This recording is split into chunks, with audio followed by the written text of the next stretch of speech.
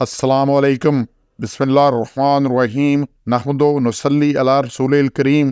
سورہ مریم کے 8 مرکزی موضوعات میں سے ہمارا تیسرا مرکزی موضوع حضرت ابراہیم علیہ السلام ہے۔ اس کے 4 ضمنی موضوعات ہیں، جس میں سے دوسرا ہے باپ کو توحید کی دعوت۔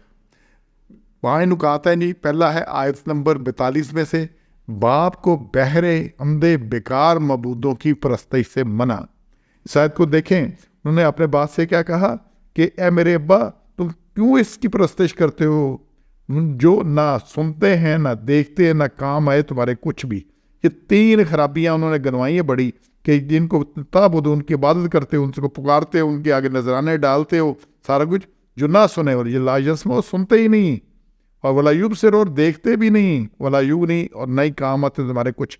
وہ کام خواہ کرنا ہے، جب انہیں ابراہیم علیہ السلام نے توڑا تو اپنی حفاظت نہیں کر سکے، وہ اپنی حفاظت نہیں کر سکتا کسی کی، اس نے کیا کرنی ہے؟ تو یہ باپ کو بہرے اندھے بیکار معبودوں کی پرستش سے انہوں نے صاف منع کیا۔ تو شرک کی جو 2 بڑی اقسام ہے نا، 2 بڑی، ایک ہے بت پرستی اور دوسری ہے پیر پرستی۔ بت اور فوت شدہ پیر نہ سن سکتے ہیں، نہ دیکھ سکتے ہیں، نہ حرکت کر سکتے ہیں، بلکہ دوسروں انسانوں کے محتاج ہیں، دوسروں کی حاجت روائی اور مشکل کشائی کر ہی نہیں سکتے، اور یہ ہمیشہ سے یہ کچھ ہے۔ اور یہ جتنے بت بنے ہوئے یہ بھی کبھی پیر ہی ہوا کرتے تھے۔ سورہ نوح میں دیکھیں، انہوں نے جو وصیت کی ہر ایک نے مرنے وقت کہ یہ تمہارے جو ہے نا ود، سوا، یوگ، یغوث، نصر، ان کو چھوڑنا نہیں۔ یہ 5 ان کے بڑے ولی اللہ تھے، 5 یہ جو تھے بڑے ان کے بزرگ تھے، بڑے عبادت گزار تھے، بڑے نیک تھے۔ تو جب وہ نیک تھے تو پھر شیطان نے انہیں سمجھایا کہ یہ نیک تھے تو تم تو ان کی طرح نیک نہیں ہو، تو لہذا نیک کیسے ہو سکتے ہو کہ ہر وقت ان کو یاد کرو، ان کی طرح بننے کی کوشش کرو۔ خرابی آ گئی، قوم کیسے کرتی؟ پھر اس نے سمجھایا شیطان نے کہ بھئی اس طرح نہیں ہوتا، ان کی نا فوٹو یا ان کے بت بنا کے سامنے رکھو تاکہ تمہیں ہر وقت یاد رہے کہ یہ ان کی طرح ہم نے نیک بننا ہے۔ لارا اس نے کیا دیا، جانسا کیا دیا کہ یہ جو 5 جو بزرگ ہیں، ان بزرگوں کی طرح ہم نے نیک بننا ہے، عبادت گزار بننا ہے، اطاعت گزار بننا ہے۔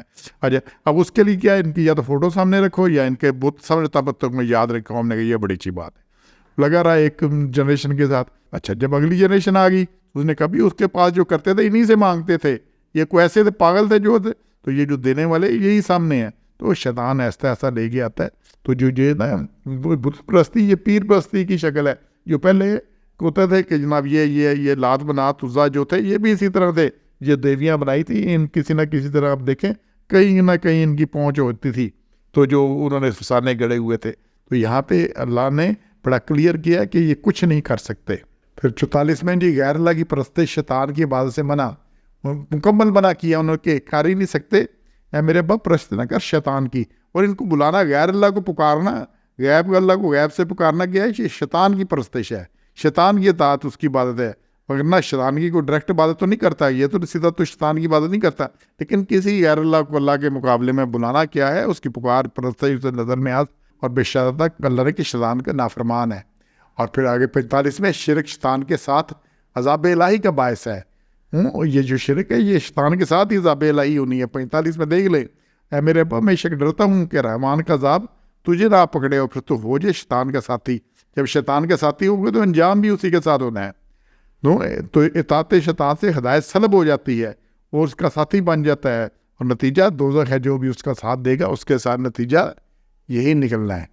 لیکن پھر باپ نے کیا کہا، بڑی اہم آیت ہے، اس کو دیکھیں۔ انہوں نے کہا اے ابراہیم، راغب انتا، تو روگردہ ہے سے، تیری رغبت ہی نہیں ہے ان کی طرف، آبادگی نہیں ہے، رغبت ہوتی ہے نا کہ کسی اچھے کھانے کی طرف، کسی چیز کی رغبت ہے، نہیں دل کرتا تو رغبت نہیں ہوتی، تو رغبت ہی نہیں ہے میرے معبودوں کی طرف۔ تو انہوں نے کہا لئن لم تنتہی، اگر تو باز نہ ہے، لارجمنکم، تو میں تمہیں سنسار کر دوں گا، زیادہ مجھے چھوڑ کے ایک بت چلا جائے ادھر سے۔ تو باپ کہہ رہا ہے سنسار کو، بت اتنے عزیز تھے، یہ معبود اتنے عزیز تھے، یہ جو جن کو پکارتا تھا اتنے تھے، انہوں نے کہا بیٹے کو میں سنسار کر دوں گا، ٹھیک ہے نا۔ تو باپ کی سنسار کرنے کی دھمکی، کھلی دھمکی دی ہے۔ تو پھر 47 میں آ رہا ہے کہ اللہ تعالیٰ سے باپ کی بخشش کی دعا کا ارادہ انہوں نے کیا۔ 47 میں انہوں نے کہا السلام، ابراہیم نے کہا تجھ پر سلام ہو، اب تیرے لیے اپنے رب سے بخشش مانگوں گا، بے شک وہ مجھ پر مہربان ہے۔